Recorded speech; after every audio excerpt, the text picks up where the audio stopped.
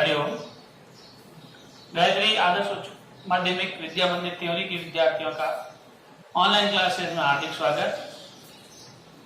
अभी तक हमने वैदिक गणित जो आपका पहला अध्याय है 10वीं कक्षा का, वो हम लगभग पूर्ण कर चुके हैं। 4 अंक का पाठ्यक्रम हो चुका है ऑनलाइन। अब हम नया टॉपिक शीर्षक लेते हैं जो आपकी बोर्ड परीक्षा में 11 अंक का आता है। महत्वपूर्ण है, ये वीडियो आप सेव करके रखें, कभी भी देख सकते हैं। बार बार देखोगे तो ये कठिन जो टॉपिक है आपके सरल लगने लगेंगे। बोर्ड परीक्षा में अपना टॉपिक है त्रिकोणमिति। 10वीं क्लास में त्रिकोणमिति यूनिट है जिसमें 3 अध्याय है। अध्याय क्रमांक 6, 7 और 8। तीनों अध्याय से मिलाकर कुल 11 अंक के क्वेश्चन आते हैं। 11 नंबर की है त्रिकोणमिति, जिसमें चैप्टर 6, 7 और 8। अब 11 अंकों में कितने कितने अंक के क्वेश्चन आते हैं, कौन कौन से क्वेश्चन शामिल है वो देखिए। एक नंबर के 2 क्वेश्चन आते हैं। वैसे यूनिट है त्रिकोणमिति, यूनिट के 11 अंक है तो कहीं से भी कोई क्वेश्चन आ सकता है, लेकिन लगभग पिछले वर्षों से जो क्वेश्चन आ रहे हैं उसका आइडिया मैं आपको बता सकता हूं कि कौन सा क्वेश्चन किस प्रश्नावली में आने की संभावना ज्यादा है। ये जो मैं यहाँ विवरण आपको बताने जा रहा हूं वो एक प्रबल संभावना है, बाकी ये नहीं कह सकते 100% इसमें से आएगा। त्रिकोणमिति है, 11 अंक की है, तो कौन सा क्वेश्चन कहां से आएगा, चैप्टर 7 और 8 किसी अध्याय में कोई भी क्वेश्चन आ सकता है। तैयारी पूरी करनी है, लेकिन ज्यादा ध्यान कहां देना है।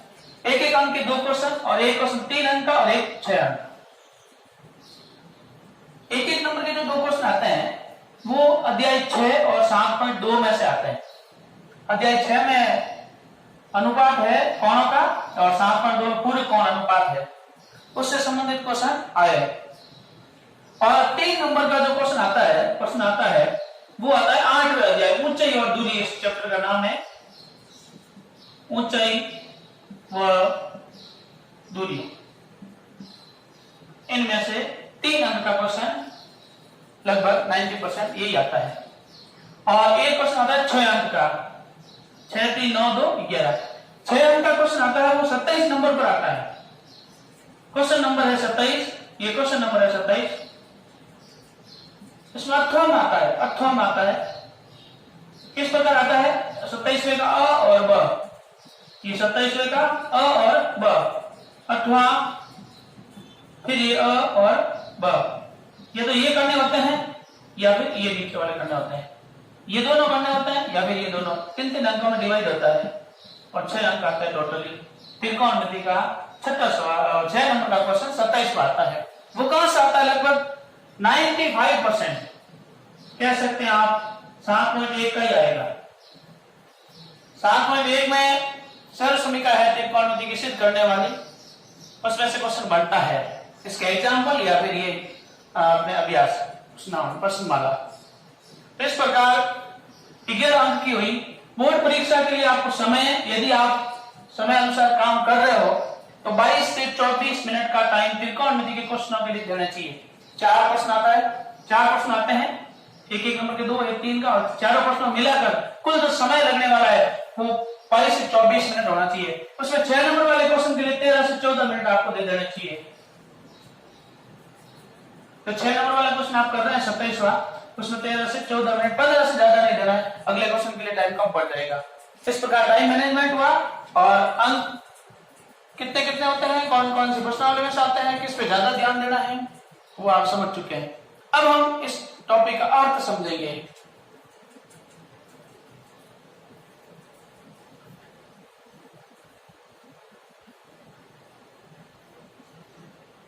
वीडियो ध्यान से सुनोगे और देखोगे, मैं ये भी पूछ सकता हूं कि कितने अंक के क्वेश्चन आते हैं और कितना समय लगभग देना होता है। अब त्रिकोणमिति, इस शब्द का अर्थ देखिए। त्रि यानी 3, कोण जिसको आप इंग्लिश में एंगल कहते हो, कोण आप समझते हो। कोण किसे कहते हैं, एक बिंदु से निकलने वाली 2 किरणों से बनने वाली आकृति को कोण कहते हैं। इस प्रकार कौन होता है,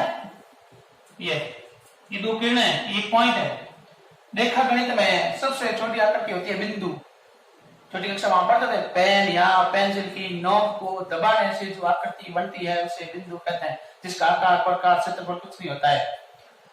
एक बिंदु से निकलने वाली दो किरणों से बनने वाली आकृति को क्या कहते हैं? कोण।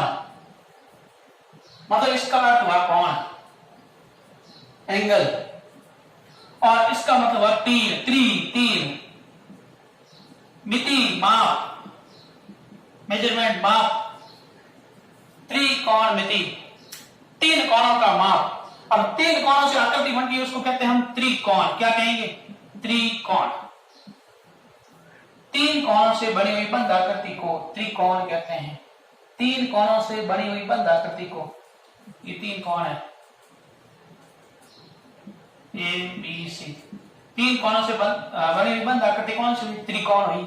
इसको आप क्या कहेंगे अपनी भाषा में? आज तक हम इसको क्या कहते हैं? तीन भुजाओं से घिरी हुई बंद आकृति त्रिभुज। त्रिभुज का पर्यायवाची शब्द हुआ त्रिकोण और इसके माप।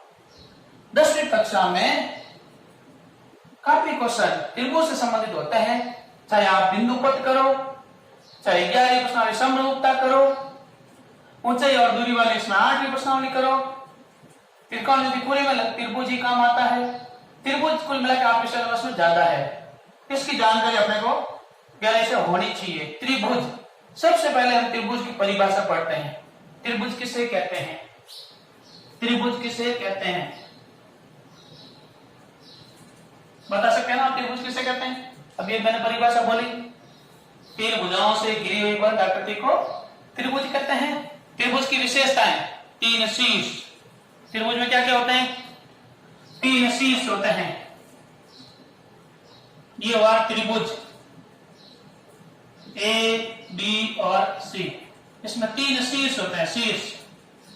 शीर्ष कौन कौन से हैं? A, B और C, ये तीन शीर्ष है। तीन भुजाएं होती है, शीर्षों को मिलाने वाला रेखाखंड AB, BC और AC, ये त्रिभुज की तीन भुजाएं हैं। तीन कोण होते हैं, कोण A, कोण B, कोण C।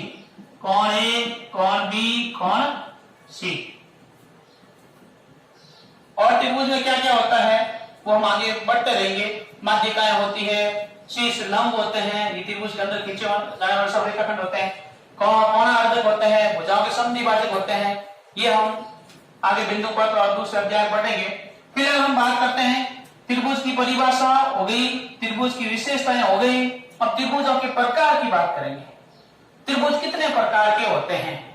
त्रिभुज कितने प्रकार के होते हैं? पहले भुजाओं के आधार पर, भुजाओं के आधार पर त्रिभुजों के प्रकार।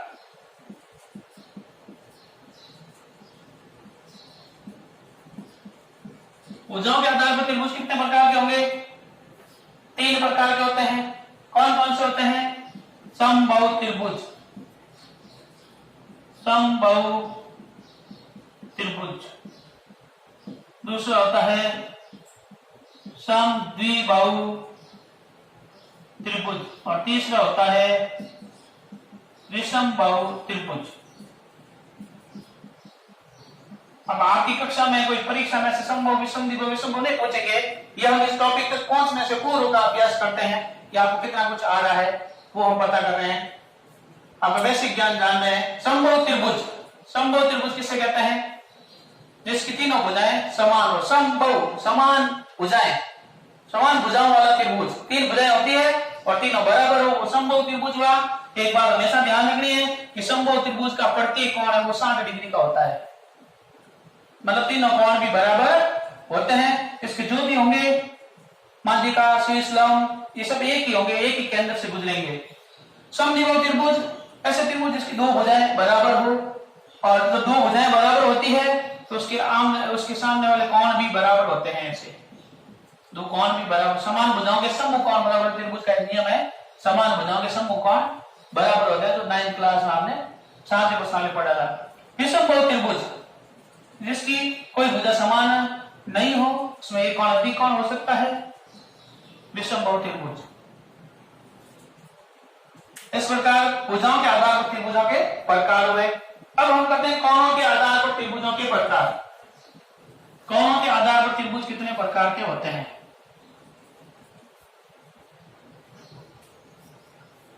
कोणों के आधार पर त्रिभुजों के प्रकार। कोणों के आधार पर त्रिभुजों के प्रकार। देखिए, आप मेरे सामने होते मैं आपसे पूछता, क्योंकि हमारे जो बीएड में है इनको प्रस्तावना प्रश्न कहते हैं, फिर शीर्षक तक हम पहुंचते हैं। लेकिन कोई बात नहीं, आप सुन रहे हो मेरी बात कि बताइए कोणों के आधार पर त्रिभुज कितने प्रकार के होते हैं? पहला हुआ न्यून कोण त्रिभुज। न्यून कोण त्रिभुज। न्यून कोण त्रिभुज। दूसरा हुआ अधिक कोण त्रिभुज। अधिक कोण त्रिभुज। और तीसरा हुआ समकोण त्रिभुज। न्यून कोण त्रिभुज कौन सा होता है? ऐसा त्रिभुज जिसमें एक कोण न्यून कोण हो, उसे न्यून कोण त्रिभुज कहते हैं। त्रिभुज के तीनों कोणों की योग कितना होता है? 180 डिग्री। कितना होता है? 180 डिग्री। त्रिभुज के तीनों कोणों का योग, तीनों कोणों का योग 180 डिग्री होता है, या दो समकोण के बराबर होता है। कि विशेष पॉइंट आपको याद रखना है कि त्रिभुज के तीनों कोणों का योग कितना होता है? 180 डिग्री होता है। अब चूंकि किसी एक त्रिभुज में तीनों कोण न्यून कोण हो सकते हैं, तीनों कोण न्यून कोण हो सकते हैं, भले 60-60 के हो या 140, मतलब अलग अलग हो सकते हैं, लेकिन तीनों कोण कैसे हो सकते हैं? न्यून कोण। तो जिस त्रिभुज में तीनों कोण 90 डिग्री से छोटे, न्यून कोण मतलब 90 डिग्री से छोटे, 0 से 90 डिग्री बीच में हो, वो न्यून कोण त्रिभुज कहलाएगा। अधिक कोण त्रिभुज, जिस त्रिभुज में एक कोण है वो 90 से बड़ा हो, अधिक कोण हो, उसे अधिक कोण त्रिभुज कहते हैं। किसी, मैं 180 डिग्री इसलिए बता रहा हूं कि किसी त्रिभुज में एक से अधिक समकोण या अधिक कोण नहीं हो सकते हैं। एक कोण ही समकोण होगा और अधिक कोण एक कोण ही अधिक कोण होगा, शेष दो कोण हमेशा न्यून कोण रहेंगे। तीसरा अपना जो त्रिभुज आ रहा है वो आ रहा है समकोण त्रिभुज। ये इसका संबंध डायरेक्ट से है, ये महत्वपूर्ण है। समकोण त्रिभुज किसे कहते हैं? समकोण त्रिभुज किसे कहते हैं? नहीं, 90 डिग्री के कोण को समकोण कहते हैं, लेकिन त्रिभुज, ऐसा त्रिभुज जिसमें एक कोण 90 डिग्री का हो, ऐसा त्रिभुज जिसमें एक कोण 90 डिग्री का हो। जैसे ये त्रिभुज है आपके, एबीसी त्रिभुज बनाया, ए बी और सी, इसमें एक कोण 90 डिग्री का है। ये कैसा त्रिभुज है? समकोण त्रिभुज। कैसा त्रिभुज है? समकोण त्रिभुज।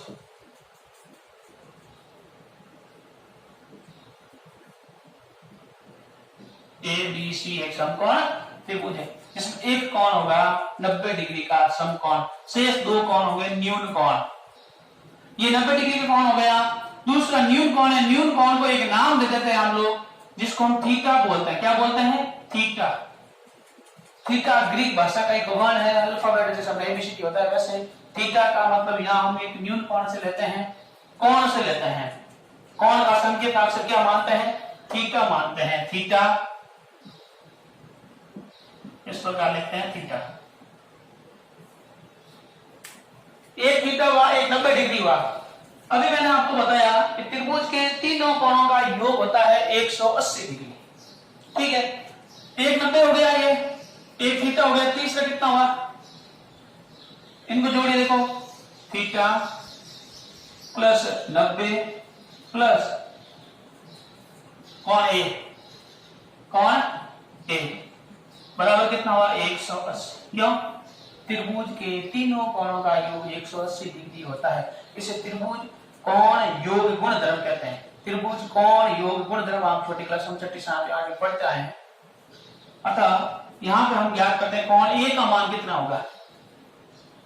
तो कोण ए बराबर, इनको उधर भेज दो, 180 माइनस 90 माइनस थीटा। कोण ए बराबर 180 में 90 घटाओ 90, 90 माइनस थीटा। कोण ए का मान क्या हुआ 90 माइनस थीटा। अब इन दोनों कोणों का योग 90 हो रहा है, ये 90 है, शेष दोनों कोणों का योग कितना हो रहा है 90। अच्छा आप बताएंगे कि ऐसे दो कोण जिनका योग 90 डिग्री हो, ऐसे दो कोण जिनका योग 90 डिग्री हो उसे क्या कहते हैं? ऐसे दो कोण जिनका योग 90 डिग्री हो उन्हें क्या कहते हैं? आपने कोण युग्म पढ़ा होगा, एकांतर कोण है, रैखिक कोण युग्म है, इस प्रकार के कोण युग्म पढ़े। उसके साथ साथ ये भी सीखा कि पूरक कोण, कैसे कोण? पूरक कोण, पूरक कोण युग्म। पूरक इसका दूसरा नाम अनुपूरक भी है, अनुपूरक। पूरक कोण कौन से होते हैं? जिन दो कोणों का योग 90 डिग्री हो उन्हें पूरक कोण युग्म कहते हैं। क्योंकि अपने एक 7.2 आ रहा है उसमें पूरक कोण अनुपात आएगा, इसलिए पूरक कोण की जानकारी होनी जरूरी है। पूरक कोण युग्म ऐसे दो कोण जिनका योग 90 डिग्री हो, अर्थात कि थीटा और ये 90 माइनस थीटा, ये दोनों कोण कैसे हैं? पूरक कोण है। तीनों कोणों के नाम हो गए, देखो एक हुआ आपने 90 डिग्री जिसको हम बोलते हैं समकोण, दूसरा हुआ थीटा, तीसरा हुआ 90 माइनस थीटा जो इसका पूरक है। पूरक बता दिया, इसलिए साथ साथ एक चीज और बताऊं आपको, समपूरक कोण, समपूरक, ये त्रिकोणमिति शायद काम नहीं आए लेकिन फिर भी समपूरक कोण युग्म, समपूरक कोण युग्म। पूरक कोण युग्म जिन दो कोणों का योग 90 डिग्री हो। इसी प्रकार समपूरक कोण वो होते हैं जिन दो कोणों का योग कितना होना चाहिए? 180 डिग्री। जिनका योग 180 डिग्री होता है उन्हें समपूरक कोण युग्म कहते हैं। कोणों का ऐसा जोड़ा, कोणों के मापों का ऐसा जोड़ा जिनका योग 180 डिग्री हो, या रैखिक कोण युग्म। रैखिक कोण का भी मतलब होता है एक लाइन पर बढ़ने वाले दो कोण एक ही दिशा में जिनका योग 180 डिग्री हो। इस प्रकार अनेक छोटे छोटे पॉइंट है जो अभी काम आते रहेंगे। फिलहाल हम ये ध्यान रखेंगे कि पूरक कोण किसे कहते हैं? जिन दो कोणों का योग 90 डिग्री होता है। समकोण त्रिभुज एबीसी में तीन कोणों के बाद हम तीन भुजाओं को कंट्रोलते हैं। इनका भी कोई ना कोई नाम होगा। परिवार में जो भी अपने सदस्य होते हैं उनके कोई ना कोई नाम होता है। यहाँ 6 सदस्य त्रिभुज मुख्य, उनका हम नाम अलग अलग दे रहे हैं। तो सबसे पहले त्रिभुज का एक छोटा सा और नियम है जो आपको बताना चाहूंगा कि किसी त्रिभुज में बड़े कोण के सामने वाली भुजा सबसे बड़ी होती है। बड़े कोण की सामने वाली भुजा सबसे बड़ी होती है। देखो बारीकी से समझने की कोशिश कीजिए। जैसे ये समकोण त्रिभुज है, अभी मैंने आपको बताया कि त्रिभुज के तीनों कोणों का योग 180 डिग्री होता है, एक कोण 90 डिग्री का होता है, उसे समकोण त्रिभुज कहते हैं। अब चूंकि एक 90 बाकी वो दो कोण 90 से छोटे होंगे, 90 से छोटे होंगे, सबसे बड़ा कोण कौन सा हुआ? समकोण हुआ। बड़े कोण के सामने वाली भुजा, बड़े कोण के सामने वाली भुजा क्या कहलाएगी? कर्ण। ये सबसे बड़ी भुजा होगी। बड़े कोण के सामने वाली भुजा सबसे बड़ी भुजा। इस त्रिभुज में सबसे बड़ी भुजा है एसी, और एसी का नाम देंगे हम कर्ण। आर्यभट्ट ने त्रिकोणमिति के बारे में ज्यादा रिसर्च किया था, उन्होंने ये सब नाम दिए थे। पाइथागोरियन भी हुए थे, उन्होंने भी इनका संबंध रखा था। तो कर्ण, कर्ण जैसे हम महाभारत में जो पांडव थे उनका एक बड़ा भाई था, सबसे बड़ा, उसका नाम क्या था? कर्ण था। तो यहाँ त्रिभुज में जो सबसे बड़ी भुजा है उसका नाम भी क्या होगा? कर्ण होगा। ठीक। अवशेष दो भुजाएं, एक आपने परिभाषा पढ़ी, लंबवत रेखाएं, लंबवत रेखाएं, लंबवत रेखाएं एक दूसरे पर सीधी खड़ी हो। कि धरती पर कोई भी चीज है वो हमेशा लंबवत खड़ी होती है, एकदम सीधी खड़ी होती है। शुरुआत हमेशा सीधी, बाद में भले झुक जाए, लेकिन जब तक एकदम संतुलन नहीं है, सीधा नहीं खड़ा नहीं हो सकता, कोई आदमी हो चाहे कोई निर्जीव वस्तु हो। इसी प्रकार जो लंब रेखा होती है वो एकदम सीधी खड़ी होती है, और वो जिस पर खड़ी होती है उसके लिए बेस चाहिए, आधार चाहिए। तो हम इस भुजा का नाम आधार रखेंगे, और ये जो भुजा है एकदम सीधी खड़ी है इसका नाम हम लंब रखेंगे। इस प्रकार त्रिभुज की तीनों भुजाओं के नाम हुए कर्ण, लंब और आधार। समकोण त्रिभुज की तीनों भुजाएं।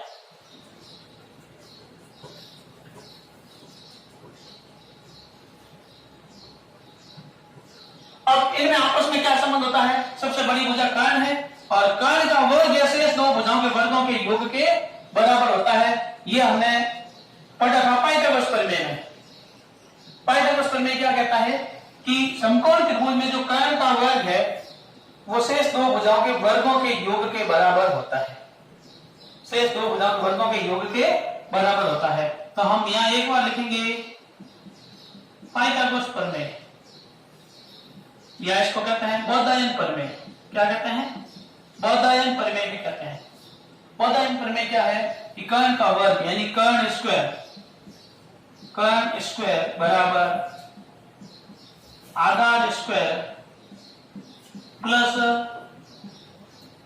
लंब स्क्वायर। इसमें मान लो केवल कर्ण ज्ञात करना है तो इसे सूत्र बन गया, इसका रूट कर लो,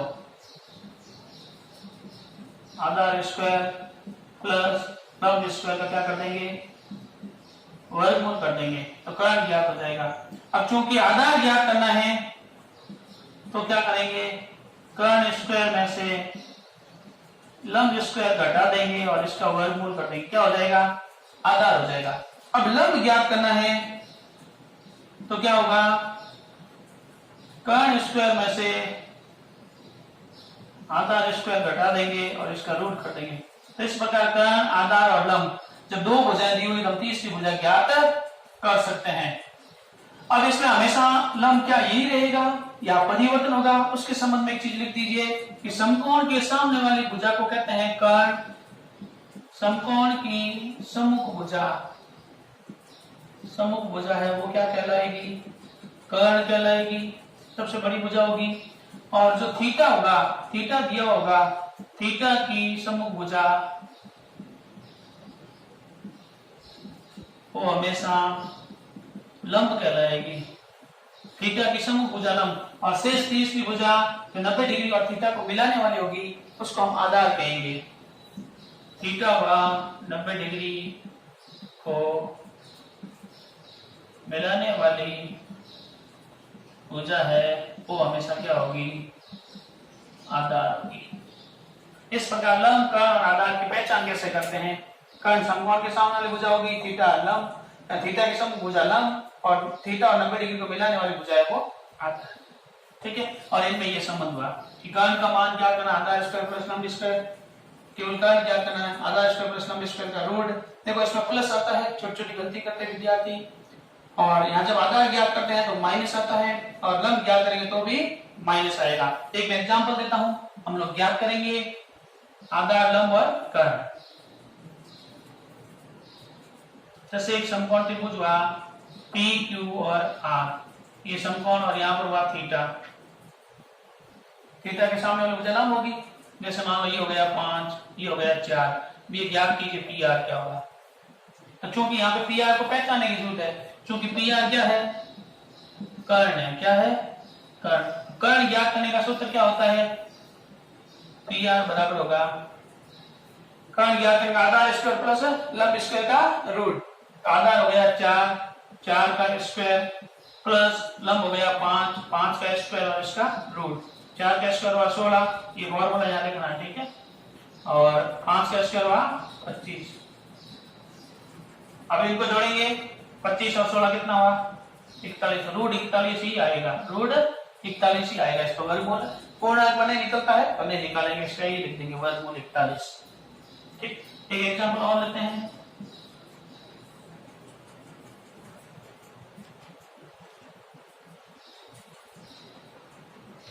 जैसे यहाँ पे हुआ 120, क्या हुआ 10 और ये ज्ञात करना।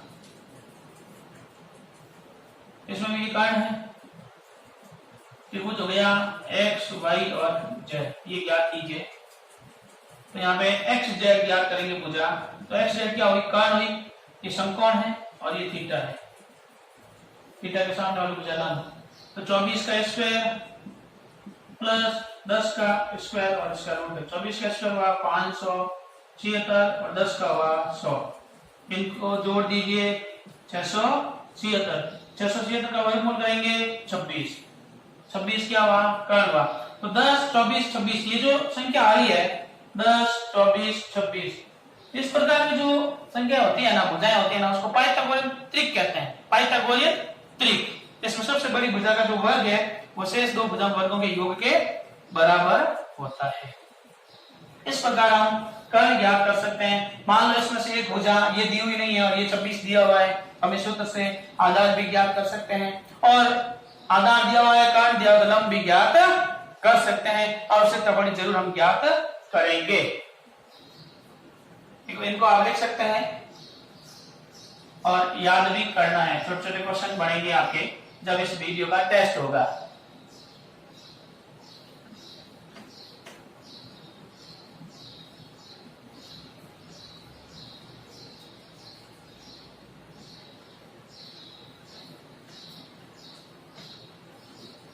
चूंकि अपना टॉपिक त्रिकोणमिति है, तो अब क्या करेंगे, इन भुजाओं का परस्पर संबंध, परस्पर अनुपात ज्ञात करेंगे। किसका किसके साथ क्या अनुपात होता है।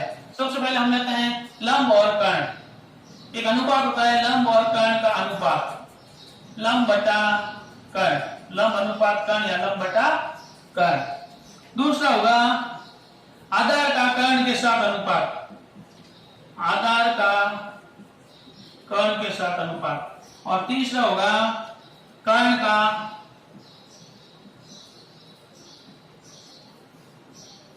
लंब का आधार के साथ लेते हैं। चलो, लंब का आधार के साथ अनुपात। इसमें देखिए तीनों एक बार लंब अनुपात कर्ण हुआ, दूसरी बार आधार अनुपात कर्ण हुआ, और तीसरी बार लंब अनुपात आधार हुआ।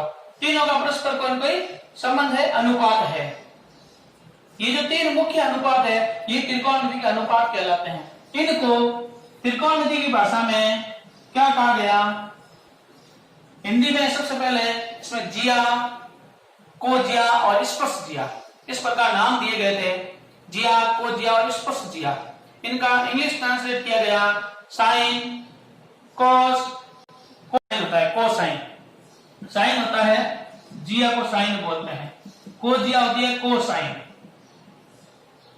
साइन, कॉस, टेनेट, कोटनेट, इस प्रकार ये विस्तारित नाम। धीरे धीरे क्या हुआ कि ऐसे अपने को याद नहीं रहते हैं, ना तो हिंदी नाम याद रहे, जिया, कोजिया, स्पर्शजिया, कोटि, स्पर्शजिया ये नहीं रहते हैं, और ना ही इंग्लिश की फुल फॉर्म याद रहती है। तो हम इसका शॉर्ट रूप लेते हैं, क्या लेते हैं, केवल साइन, कॉस, टेन, कॉट, ये अनुपात होते हैं। तो सबसे पहले लंब और कर्ण का जो अनुपात हुआ, लंब और कर्ण का अनुपात हुआ, उसका नाम दिया गया साइन। क्या नाम दिया गया, साइन। क्योंकि हम थीटा को लेकर के अनुपात ज्ञात करते हैं, कोण के संबंध में अनुपात ज्ञात करते हैं, ये इसका मुख्य है, इसलिए ये इसके साथ रहेगा थीटा, साइन थीटा। तो इस प्रकार हुआ लंब बटा कर्ण बराबर साइन थीटा। दूसरा हुआ आधार और कर्ण के साथ अनुपात, वो हुआ कॉस थीटा। क्या हुआ, कॉस थीटा। तीसरा हुआ लंब और आधार का अनुपात, ये हुआ टेन थीटा। तीन अनुपात हुए, साइन, कॉस और टेन।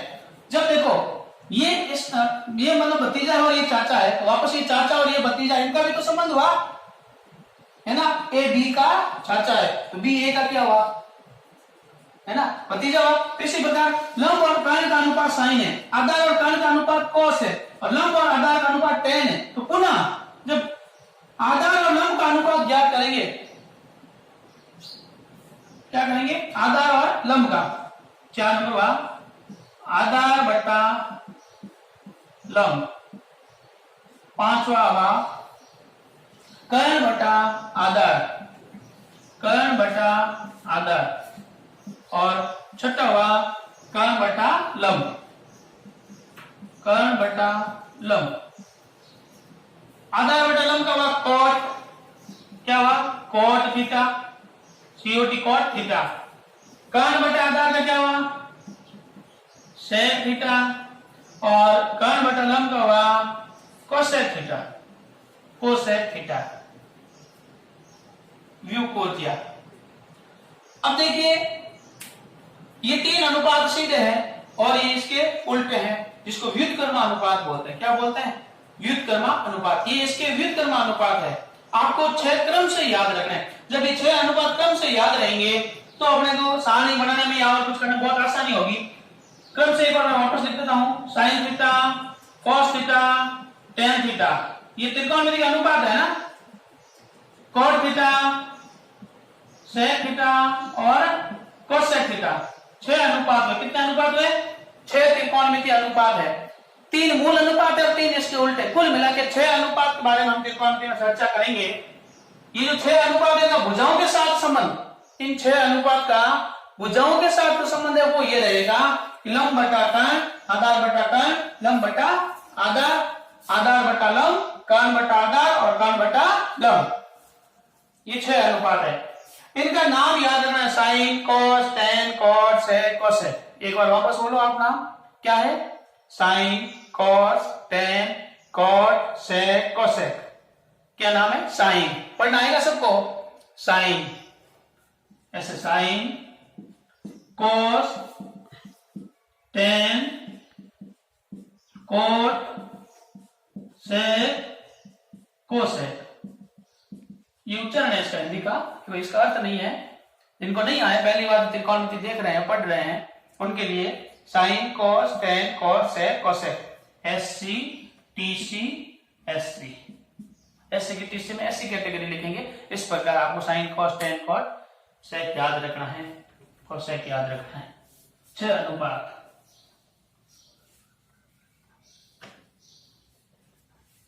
इसको आप नोट कर सकते हैं। इनको तरीके से याद रखने का तरीका मैं आपको जरूर बताऊंगा, लेकिन बाद में, अभी नहीं। एक बार हम इसको ऐसे ही याद करते हैं।